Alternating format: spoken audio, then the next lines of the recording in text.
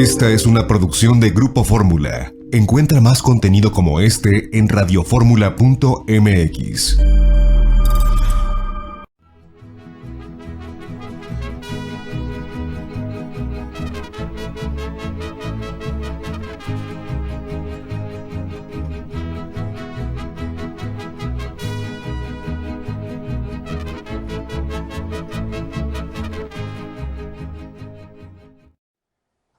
Amigas y amigos, muy buenas tardes tengan todos ustedes.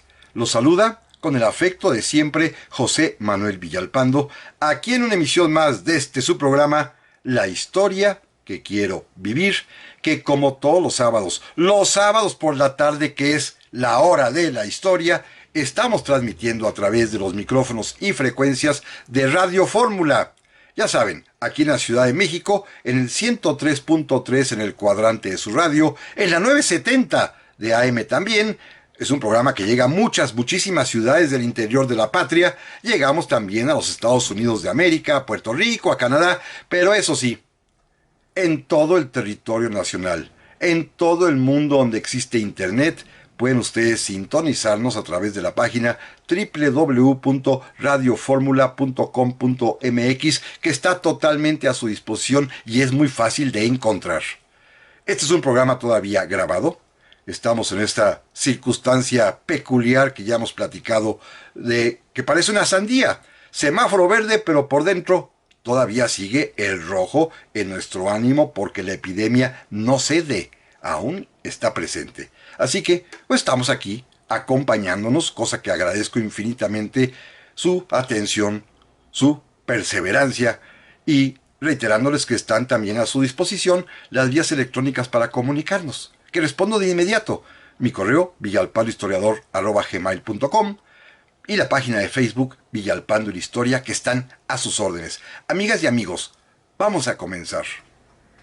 Y pues este domingo próximo es Día del Padre. Día del Padre, así es. Ustedes recuerdan que a lo largo de los años, por lo menos en 2 o 3 ocasiones, hemos realizado programas acerca del Día de la Madre. Claro, que es una fecha mucho más importante y significativa en nuestra cultura mexicana. Y entiendo por qué, y no lo vamos a explicar ahorita. Ustedes bien me comprenden. Pero también hay Día del Padre, que es una festividad también un tanto cuanto forzada, que copiamos naturalmente de los Estados Unidos de América, y que, pues, sin embargo, esta sí es una fecha movible. Simplemente es el tercer domingo de junio de cada año. El Día de las Madres no, el 10 de mayo es fijo, establecido. Caiga en el día que caiga, se celebra el Día de la Madre como una especie de día de fiesta casi oficial, si es que no lo es, ¿eh? Pero el Día del Padre no, es en domingo, el tercer domingo de junio, y repito, es una costumbre importada, pero que sin embargo, de alguna manera ya se aclimató a nosotros. En aquellas ocasiones platicábamos de las madres de los personajes históricos. Hicimos varios recuentos de ellas, desde pues los días de la independencia hasta casi los días también del México de fines del siglo XX.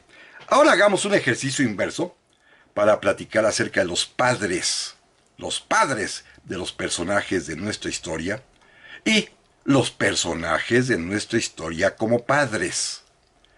Las dos caras de la moneda en esta ocasión, pero únicamente vamos a circunscribirnos al siglo XIX. Si este programa resulta atractivo e interés, la semana que entra podríamos hacer otro de los personajes del siglo XX. Lo que pasa es que esta relación padre e hijo es muy peculiar, muy interesante, y tiene muchos ribetes francamente curiosos que vale la pena analizar y conocer, tal y como sucedió cuando hablábamos de las madres de los personajes. Porque miren, vamos a comenzar de una vez, inclusive desterrando un mito. Nuestro primer personaje, del cual vamos a hablar el día de hoy, es Miguel Hidalgo y Costilla. Su papá, don Cristóbal Hidalgo, que era el administrador de la hacienda de Corralejo, Tuvo con su primera esposa, la mamá de Hidalgo, 4 hijos. Joaquín el mayor, Miguel, enseguida José María y al final Manuel. Y la mujer, la pobre mujer, falleció inmediatamente después del parto de este cuarto hijo. Se quedó pues don Cristóbal Hidalgo con 4 hijos. A los 2 mayores los encaminó hacia el sacerdocio. Al tercero lo encaminó hacia la milicia, fue militar, realista por cierto. Y el cuarto fue abogado. Pero el padre de Miguel Hidalgo, pues seguramente estaba en la flor de la edad. Seguramente pensó en que pues él tenía que trabajar y desatendería a sus hijos. Se volvió a casar y le dio una especie de madrastra a Miguel Hidalgo y a sus hermanos. Con ella tendrá 5 hijas, bastantitas hijas.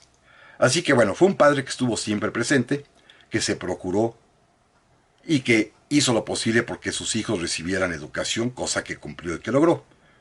Hidalgo, el padre Hidalgo, siempre guardó buen recuerdo de él. En realidad, tenía más recuerdo de él que de su propia mamá. Ahora bien, el otro lado de la moneda. Miguel Hidalgo. Le han achacado que ha tenido o que tuvo varios hijos e hijas. Esto, lo anticipo de una vez, es absolutamente falso. Déjenme platicarles cómo es la historia. La historia de un mito, la historia de una mentira, la historia de una falsedad. En los días del centenario de la independencia de México, allá por 1910, cuando gobernaba este país don Porfirio, aparecieron unas disque bisnietas de Hidalgo.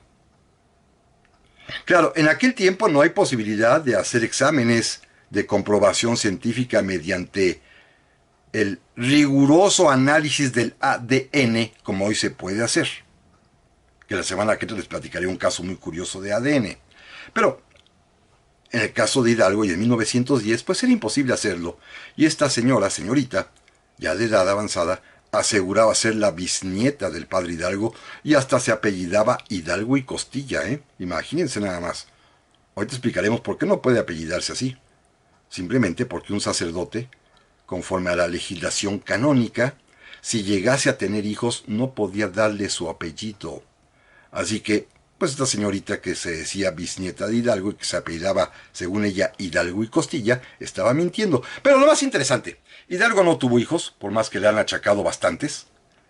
Esto fue una moda pues muy liberal masónica de principios del siglo XX, pero porque querían convertir a Hidalgo en un señor común y corriente que tenía hijos. Y pues no. Hay una prueba negativa, suficiente, bastante, plena, que permite descartar que Hidalgo haya tenido hijos. Me refiero a sus propias declaraciones en los procesos inquisitoriales a los que fue sometido. La Inquisición, lo hemos platicado, además de castigar delitos, también castigaba pecados. Las declaraciones ante la Inquisición se entendían como el sacramento de la confesión. En las declaraciones del padre Hidalgo, en los 3 procesos inquisitoriales a que fue sometido, 2 de ellos antes de la independencia, por andar diciendo blasfemias, y el tercero y último, allá en Chihuahua, cuando va a ser fusilado, en ninguno de ellos dijo tener hijos, ni hijas. En ninguno de ellos sus acusadores le formularon precisamente la acusación de haber tenido hijos siendo sacerdote. Nunca se la hicieron. Sí le dijeron que era alegrón con las mujeres, pero esto no significa que haya tenido hijos porque se les acusa directamente de haberlos tenido. Y ellos confesaban si los tenían. Recuerden que estaba en juego la salvación de su alma. E Hidalgo no dijo ni una palabra. Así que no tuvo hijos. Hay que creerle al padre Hidalgo, Él era un sacerdote católico y sabía que su alma estaba en riesgo de perderse si mentía. Así que confesó toda la verdad. Y entre su verdad no estaba la de haber tenido hijos. Cosa distinta, y me brinco a otro personaje para que no se os vaya el tiempo tan rápido, con José María Morelos y Pavón, que también en su declaración inquisitorial que es fundamental, él sí, fíjense ustedes, a contrario censo de Hidalgo, él sí declaró haber tenido 3 hijos, 3, y los confesó con nombre y todo, ¿eh? Dijo además también que con Brígida Almonte, allá en Carácuaro, tuvo a Juan Nepomuceno y a Guadalupe. Y que más tarde, después ya en Oaxaca, con Francisca Ortiz tuvo a José. Declaró los nombres de sus 3 hijos, ¿eh? Todos sabemos que como papá, Morelos se preocupó particularmente por Juanito, el hijo mayor. Lo llevó consigo inclusive a una parte de la campaña, estuvo con él durante el sitio de Cuautla. Después lo envió para protegerlo a los Estados Unidos de América a estudiar. También quiso mucho a su hija Guadalupe, con quien no tuvo contacto fue con su hijo José, en realidad, el tercero que tuvo en Oaxaca. Morelos a su vez, y en las mismas declaraciones lo dice, su padre, que se llamaba Manuel Morelos, que era carpintero, de oficio carpintero, es un hombre que no está presente en su vida, es más, lo vio muy poco tiempo. Era el típico caso, muy lamentable, de esos hombres malvados que simplemente aparecían, embarazaban a la mujer, se iban, regresaban 2 o 3 años después, volvían a desaparecer después de otro embarazo, y el padre de Morelos dejó a la mamá de Morelos con 2 hijos, con José María y con su hermana. Un hombre pues irresponsable. Pero de esto, amigas y amigos, vamos a platicar en un momentito más. Ya estamos aquí, amigas y amigos, para el segundo bloque del programa de esta ocasión, en el cual estamos platicando de los padres de los personajes y los personajes como padres, en ocasión a que este próximo domingo es Día del Padre. Día del Padre, que también existe, aunque parezca que no. O sea, sé que los mexicanos le damos más preponderancia, más importancia al Día de la Madre, pero también hay este Día del Padre.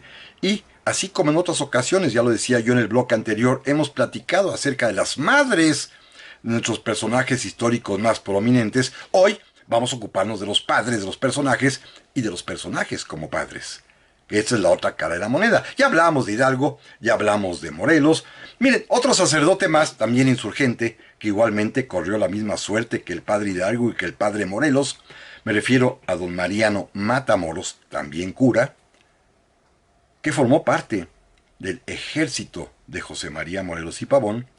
Tenía exactamente la misma condición que Morelos. También tenía un hijo. Y también, en el proceso a que fue sometido una vez capturado y dispuesto a ser fusilado, también confesó su existencia. Estos 2 ejemplos, los de Morelos y el de Matamoros, me permiten, repito, demostrar que según la legislación canónica y según las propias leyes de la Inquisición, como la acción de interrogar a los acusados adquiere también, porque los que los interrogan son también sacerdotes, adquiere la condición de confesión sacramental. No pueden mentir. Un sacerdote cree fervientemente en el poder de la confesión como un camino para la salvación del alma. Morelos y Matamoros declararon, incluso Morelos sin preguntárselo, declararon que tenían hijos. Morelos 3, ya platicábamos, Matamoros 1. Pero si al padre Hidalgo ni le preguntaron, ni él lo dijo, repito e insisto, hay que creerle al padre Hidalgo. No hagan caso a esas películas que andaban por ahí, una última muy reciente sobre el padre Hidalgo, en el cual tenía sus chamacas y sus quereres y sus hijas. No, esto es absolutamente falso. Es de veras mala fe con la fama de Miguel Hidalgo y Costilla. Pero bueno, sigamos con otro personaje también de la época de la independencia, y me refiero al generalísimo Ignacio Allende. Su papá, don Domingo José Narciso, que era un hombre acaudalado, podríamos llamarlo así, allá de San Miguel el Grande, hoy San Miguel de Allende, se preocupó mucho por sus hijos, particularmente por el joven Ignacio, que de chico era bastante rejego, travieso y juguetón, de alguna manera para poder disciplinarlo, para poder enderezarlo, para darle, pues, ruta en la vida, le compró más bien, la plaza de oficial de alférez en el regimiento de dragones de la reina, tal y como se acostumbraba. Los papás en aquel tiempo eran quienes compraban los cargos de oficiales en el ejército virreinal para sus hijos. Y así lo hizo, y por ello Ignacio Allende se convertiría en militar. Un padre, pues, normal, de posición acomodada ya en la época virreinal, que vela por su hijo, tal y cual lo va a hacer también en su momento, como ahorita llegaremos ahí, el padre de Agustín de Iturbide. Era pues normal que los papás a sus hijos, que pues no se les daba el estudio, que no querían mucho ponerse a trabajar, pues los metían al ejército de militares. Claro, con el grado de oficiales. Tanto Allende como Iturbide empezarán con el grado de alférez, que era el más bajo, un equivalente a subteniente en las épocas actuales. Allende, sabemos, contrajo matrimonio, un matrimonio que dura poco porque la joven esposa fallece, no tienen descendencia, pero sin embargo tuvo hijos naturales. Hay dos por lo menos. Uno, un joven, de nombre Indalecio Allende, hijo ilegítimo, hijo natural, o como se decía en aquel tiempo de manera espantosa, hijo bastardo de Ignacio Allende, que era un joven que ya acompañó a su papá durante la Guerra de Independencia, en ese breve periodo, por supuesto, que corre del día 16 de septiembre de 1810 al año siguiente, cuando los capturan allá en Acatita de Baján, en Coahuila. Ese día, en la Acatita de Baján, cuando fueron tomados presos Allende, Hidalgo y los demás caudillos, en el carruaje donde iba Ignacio Allende, lo acompañaba también su hijo Indalecio. Y ocurrió este episodio que nos platicaban mucho en la primaria, que aparecía en el libro de texto de aquel tiempo por lo menos, y que seguramente ustedes recuerdan, cuando el traidor Ignacio Elizondo, que les había ofrecido a los insurgentes protegerlos en su ida hacia el norte, los traicionó y los capturó. Como era una comitiva larga, fue capturando, conforme iban pasando por la Catita de Baján, el ejército insurgente, y finalmente, cuando llegó el coche en el que venía Ignacio Allende con su hijo Indalecio, al percatarse de que estaban en una emboscada, en una celada, el joven Indalecio salió precipitadamente del carruaje con una pistola en la mano, y al pie del carruaje estaba Ignacio Elizondo, quien al darse cuenta de que el joven había salido listo para disparar, pues disparó primero y mató a Indalecio Allende.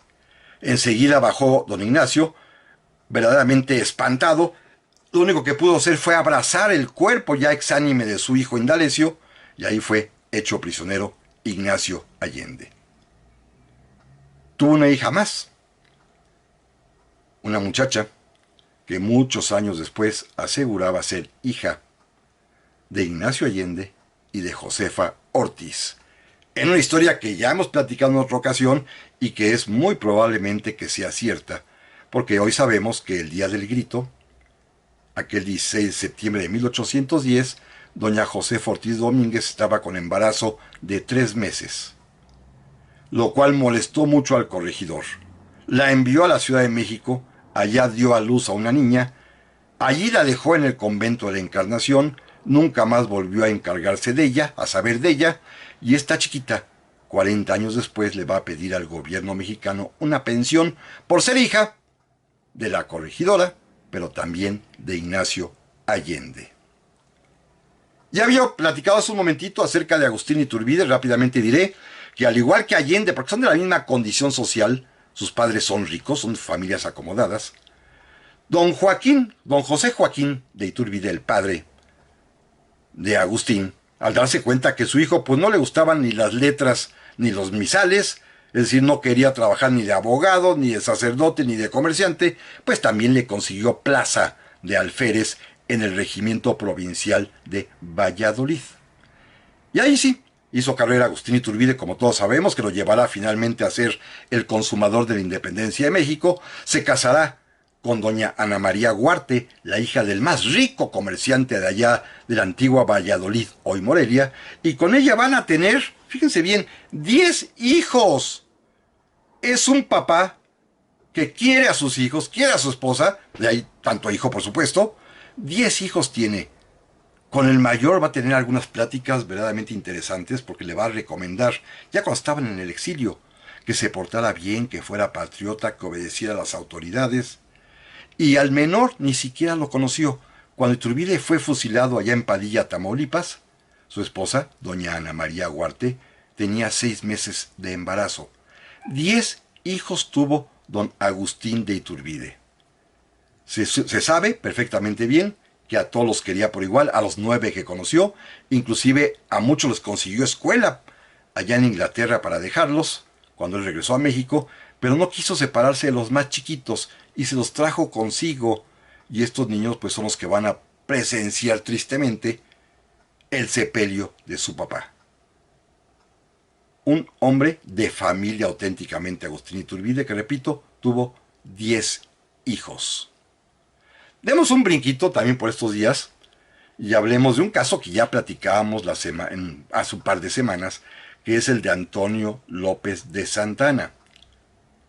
Ese día, cuando hablábamos de él, hablábamos de su mamá, de los escándalos maternos, que seguramente son parte de la explicación de la conducta un tanto cuanto voluntariosa, por llamarlo de alguna manera, de Santana, pero no hablamos de su papá. Su papá era un notario, y aparte comerciante, allá en el puerto de Veracruz, y estaba empeñado en que su hijo Antonio siguiese sus mismos pasos. Y tenía seguramente muchos problemas con su hijo por indisciplinado, por rebelde, por travieso. En sus propias memorias, Santana comenta que su padre quería dedicarlo al comercio, pero a él se le hacía muy corto el espacio de un mostrador. Así que, en convivencia con su madre, es como logra ingresar también al ejército virreinal, igual como alférez de infantería en el regimiento fijo de Veracruz. Sabemos que Santana, no lo voy a repetir para no detenerme mucho, se casó 2 veces. Con la primera esposa, Inés García, tuvo 4 hijos legítimos, pero que tuvo además por ahí, en diversos romances, 7 hijos ilegítimos, bastardos, como se decía entonces, 7 hijos más. 2 de ellos incluso con la misma mujer.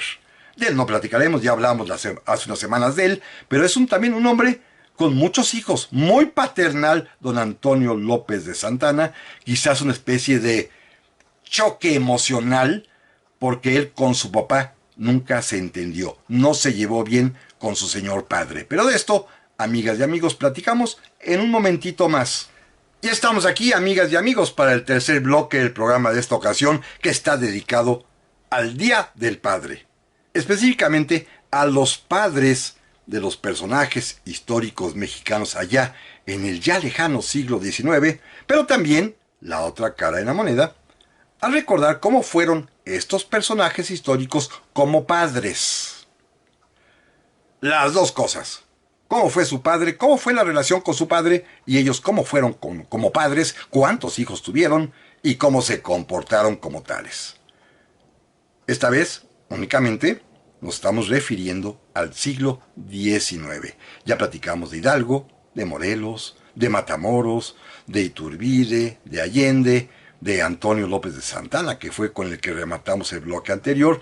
Y déjenme platicarles un caso muy desconocido, el del doctor Valentín Gómez Farías, que fue presidente de la República en varias ocasiones, como ustedes bien lo recuerdan, y que además también pues era papá.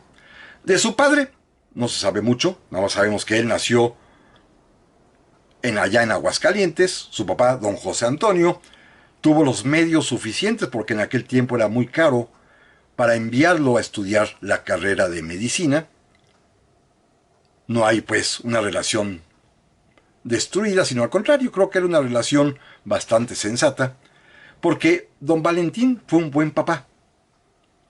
Tuvo varios hijos, 5, entre ellos Benito Gómez Farías, un hombre que será muy importante también en la historia de México durante el siglo XIX, pero particularmente quería yo platicarles un episodio dramático que lo retrata como papá.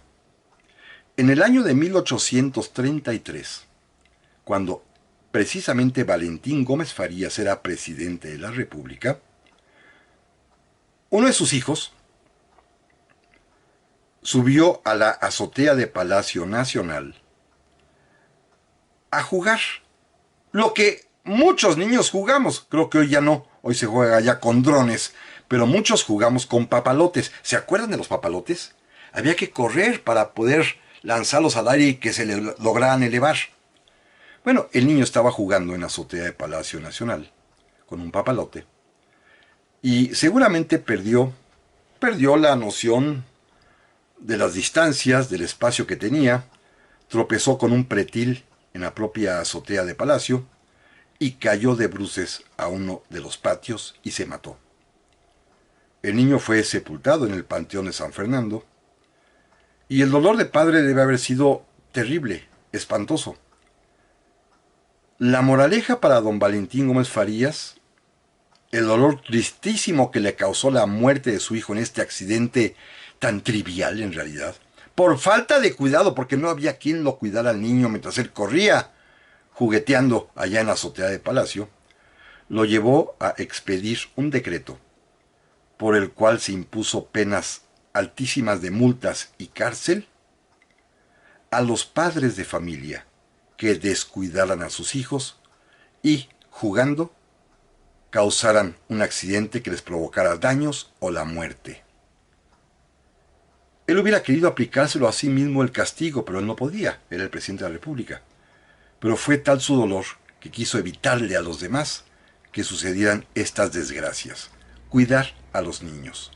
Él, un papá, angustiado porque su hijo había muerto en un descuido, quiso evitar que más niños fallecieran de esta tristísima manera. Este es, como papá, don Valentín Gómez Farías.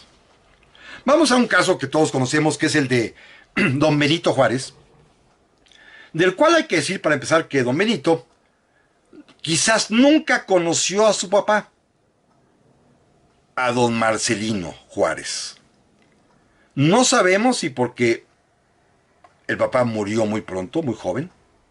No sabemos si porque el papá era un papá de paso.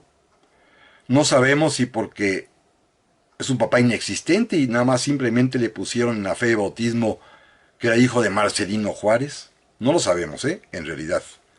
Pero el caso es que no hay figura paterna en su vida.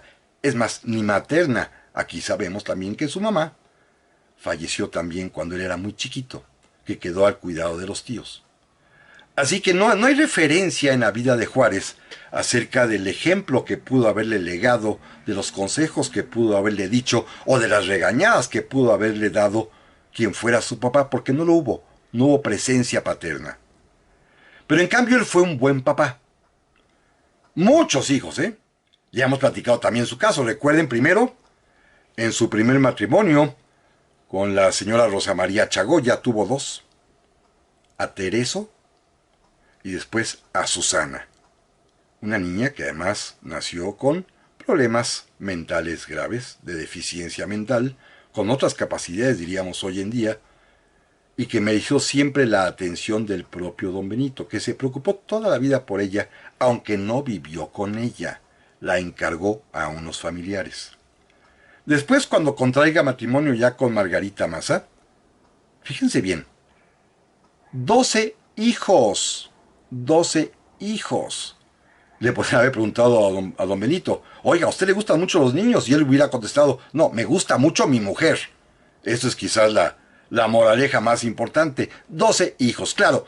Conforme a los tiempos, allá a mediados del siglo XIX, cuando la medicina no ha avanzado, la mitad de estos niños falleció muy chiquitos, A la larga únicamente sobrevivirán 6 de ellos, 5 hijas y un hijo, Benito Juárez Maza. Tereso, el primero, el que tuvo con su primer matrimonio, falleció en combate. Susana, repito, débil mental. permaneció siempre alejada y encerrada, pero los demás se fueron muriendo de esta muerte natural de los niños en el siglo XIX, que simplemente por eso las familias tenían tantos, porque pocos iban a sobrevivir. El caso más doloroso, que a él le afectó muchísimo, igual que a doña Margarita, su esposa, ya lo platicamos aquí en enero cuando hablábamos de la muerte de doña Margarita Maza, ustedes recordarán, fue la dolorosísima pérdida de sus dos hijos más chiquitos, Pepito y Antoñito, que murieron en Nueva York de pulmonía. Era un buen padre, don Benito Juárez, indudablemente. Las 5 hijas que sobreviven lo adoraban y él adoraba a sus hijas. Así que, en este aspecto familiar, como todos los que hemos platicado, excepto Miguel Hidalgo, que no los tuvo, también tiene palomita, está aprobado don Benito como papá. Y eso que jamás, repito, jamás hay presencia ni constancia alguna del impacto que pudo haber tenido un padre que nunca estuvo presente en su vida. Su contradictor, Miguel Miramón. Es un caso contrario. Su papá, don Bernardo, que era militar, siempre estuvo presente en la vida de los 6 hermanos Miramón. Miguel era el segundo, pero siempre estuvo presente en la vida de ellos. En realidad, don Bernardo falleció hasta 1865, ya bastante avanzada la edad de Miguel Miramón, así que tuvo presencia paterna siempre. Ejemplo, él es el que los mete a sus hijos al colegio militar, donde 4 de los hermanos estudian. Así que era un padre presente totalmente.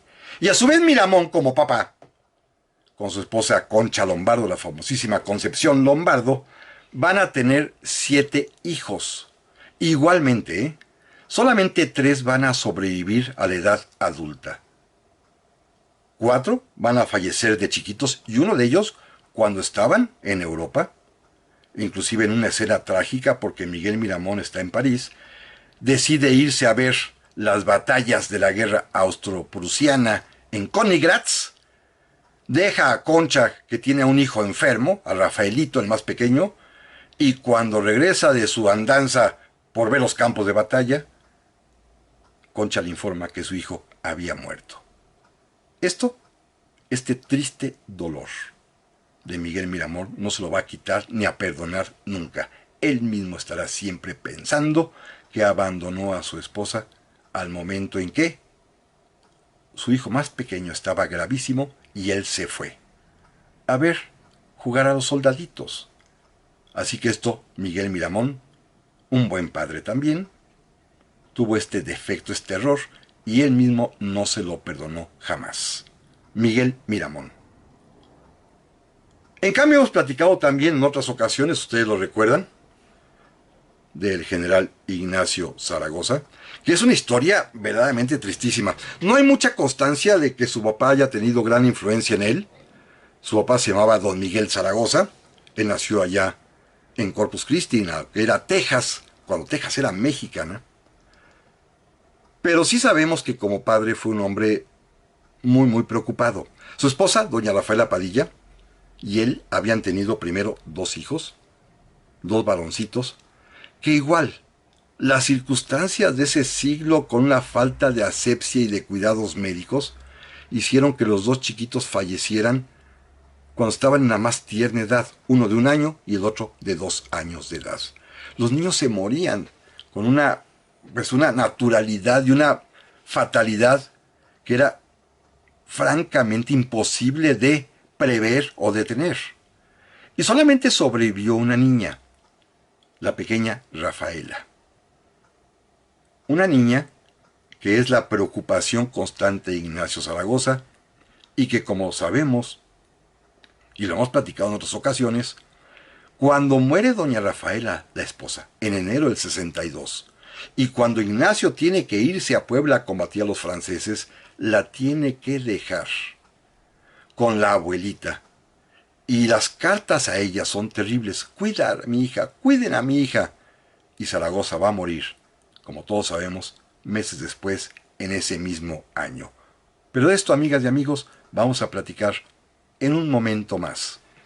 Ya estamos aquí, amigas y amigos, para el cuarto y último bloque del programa de esta semana que se me fue rapidísimo, que estamos dedicando a hablar del Día del Padre. Es decir, de los padres de los personajes más importantes de México del siglo XIX y de estos mismos personajes, pero en su calidad de padres.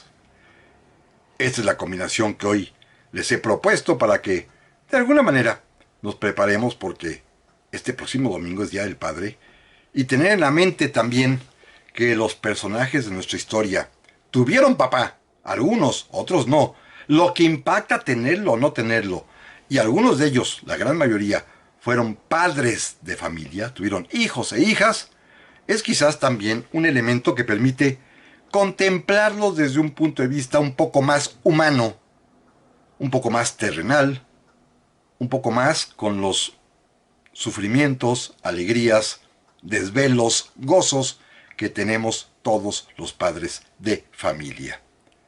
Ellos también amaron, ellos también sufrieron, ellos también tuvieron que soportar el dolor de la pérdida de hijos, ellos también tuvieron que soportar el dolor de la pérdida de los padres. En fin, eran tan seres humanos como nosotros, no son de bronce y de mármol como las estatuas, y menos, pues, en este programa en el que desde hace muchos años lo que intentamos es precisamente acercarlos a nosotros, a nosotras, para poder entenderlos y comprenderlos. No juzgarlos, sino simplemente pues verlos como lo que fueron, seres humanos, con los mismos virtudes y defectos que nosotros podemos tener. Pero bueno, basta de introducción, déjenme continuar con este tema que es interesante porque esta es una época, el siglo XIX, en el cual el padre es una especie de figura reverencial en las familias, es un auténtico pater familias, al que se le debe no solamente respeto, sino sobre todo obediencia ciega. Esa es la costumbre decimonónica, la obediencia a ultranza a las órdenes que emitan los padres. Déjenme platicarles otros casos más rápidamente. Uno que no tuvo hijos, pero que vale la pena recordarlo porque lo hemos mexicanizado, es Maximiliano. Y digo no tuvo hijos porque a lo mejor ustedes recuerdan que ya hicimos un programa hace tiempo respecto de la falsedad del hijo que le ha sido atribuido a Maximiliano, aquel personaje llamado Julio Sedano, que solamente porque vivía en París, porque usaba la barba tipo Maximiliano, el poeta nicaragüense Rubén Darío le dijo: ¡ay, pareces hijo de Maximiliano! Y con eso bastó para que se le quedara esta especie de fama falsa, y para que además mucha gente lo creyera, y en México muchas personas aseguraran que Maximiliano tuvo un hijo con la hija del jardinero del Jardín Borda de Cuernavaca. Hoy sabemos que es absolutamente falso esta fake news, como se dice hoy en día. En cambio, lo que sí es muy documentable es la relación que tuvo Maximiliano con su papá. Casi ninguna, pero tuvo un papá presente todo el tiempo que incluso lo sobrevivió al propio Maximiliano. Un papá que era, eso sí, un hombre tibio, muy limitado, literalmente gobernado por su esposa, la archiduquesa Sofía, que era la que mandaba en esa casa de Austria, y un hombre pues cuya personalidad apocada, cuya poquitez lo hacía ser francamente pues totalmente prescindible. Y Maximiliano, de alguna manera, cuando se llegó a referir a él, pues lo hizo con afecto y cariño, pero sin mayor importancia ni respeto, No era para él un ejemplo a seguir. Este es Maximiliano, dejémoslo por la paz y vámonos a dos casos más mexicanos. Uno muy desconocido que a mí me gusta mucho. Miren, el doctor Gavino Barreda, este personaje fundamental, médico famosísimo, el introductor de la corriente filosófica del positivismo en nuestra patria, el primer director y fundador inclusive de la Escuela Nacional Preparatoria, un gran hombre, un gran médico, un gran mexicano. Su papá de nombre Nicolás Barreda, tenía los medios suficientes como para enviarlo a estudiar a París. Era un hombre pues acomodado, de posición rica, y mandó a don Gavino Barreda a estudiar la carrera de medicina allá a París precisamente, de donde retornará. Es decir, es un hombre que tuvo un padre que le procuró la mejor educación. Él respetó siempre a su papá, pero él como papá fue también muy singular. Déjenme platicarles nada más un episodio de la vida de don Gavino Barreda, porque cuando ya sintió, dicen que se siente, que la muerte se aproximaba, a pesar de que no era un hombre muy grande, tenía 60 y tantos años de edad, pero sintió que ya se acercaba el momento. Quiso, con su hijo Horacio, su hijo mayor, Horacio Barreda, compartir sus propios recuerdos y darle una especie de clase viva de su propia biografía. Y se fueron los dos, padre e hijo, a París. Y don Gavino Barrera dedicó el viaje a enseñarle a su hijo todos aquellos lugares que él conocía, los que había visitado, donde había estudiado, donde había paseado, en una especie de un monólogo que el propio Horacio Barreda contaba después, que mi papá no me dejaba ni hablar, simplemente era una clase todo el santo día.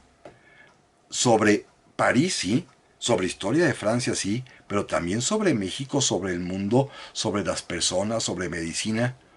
Y de pronto, en un momento, Gavino Barreda se acercó, porque le dijeron, a la casa museo de Augusto Comte, el que había sido su maestro, el fundador del positivismo.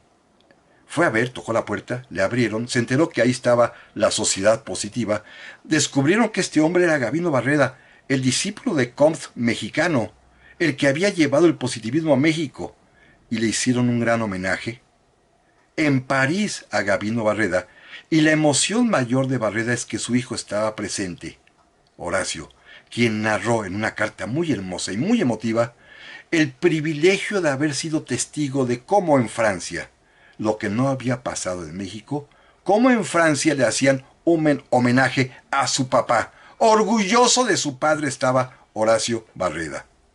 Fíjense, regresaron a México y al par de meses Gavino Barreda falleció. Su presentimiento era real. Cerremos este episodio de hoy con don Porfirio. Don Porfirio, su papá, don José Faustino, lo dejó huérfano muy joven. Porfirio tenía 3 años cuando muere su papá. Un hombre que va a ser determinante de su vida porque don Porfirio lo recordaba bien y con cariño. Por supuesto, su mamá, Petrona, es sumamente importante en su formación, ya que ella se hará cargo del hogar, pero ella siempre enalteció el recuerdo del papá difunto y Porfirio lo asimiló muy, pero muy bien. Don Porfirio va a ser también padre de familia. Tuvo muchos que veres, por supuesto, y muchos quereres a lo largo de su vida, de los cuales sí sabemos que hay un resultado. Antes de casarse, inclusive, se relacionó con una mujer llamada Rafaela Quiñones en Guamuxtitlán, Guerrero, cuando estaba en campaña, allá por 1866, y ella será la madre de la hija a la cual Porfirio Díaz bautizará como Amada, su hija Amada. Amada de nombre, pero amada también en realidad, era su hija predilecta, su hija preferida. Una hija, digámoslo así, ilegítima, que don Porfirio trajo a vivir con él y con doña Delfina, su primera esposa. Con Delfina, también lo platicábamos hace poco tiempo, va a tener, fíjense bien, 8 hijos. 8 hijos tuvieron Porfirio Díaz y Delfina, pero igualmente, reiteremos, en aquel tiempo la medicina no alcanza a salvar la vida de los pequeñitos que son tan débiles, tan frágiles, que mueren en abundancia, ¿eh? Es algo muy muy triste. La muerte niña, como se decía en aquel tiempo, y Porfirio y Delfina, que ya tenían amada, que había pues adoptado de alguna manera a Delfina, solamente pudieron ver crecer a 2 de sus hijos, a 2 de los 8. Primero a Porfirito, después a Luz, y otros más van a morir. Recordemos que la última niña, a la que incluso el propio Porfirio le impone el nombre de Victoria, porque nace el 2 de abril de 1880, con esa niña también al día siguiente muere la propia Delfina. Sin embargo, cuando queda viudo y antes de casarse con Carmelita Romero Rubio, con la cual no va a tener hijos, Porfirio Díaz tuvo una aventura con una mujer cuyo nombre se desconoce y solamente se sabe de ella por su mote, como le decían, la mujer de Tlalpan. Con ella va a tener un hijo que se llama Federico Ramos, un hijo reconocido por Porfirio, pero el muchacho no quiso jamás cambiar el apellido de sus padres adoptivos, que será hijo de Porfirio Díaz. En suma, sobrevivieron 4 hijos a Porfirio: Amada, Porfirito, Luz y Federico Ramos. Feliz Día del Padre a todos los papás que me hacen el honor de escucharme. Compartamos este día con nuestros hijos, celebremos con ellos, dejémonos consentir por nuestros hijos, por nuestras hijas, porque también los papás, créanmelo, muchos sí lo merecemos. Hasta la próxima, si Dios lo permite. Aquí nos escuchamos la semana que entra.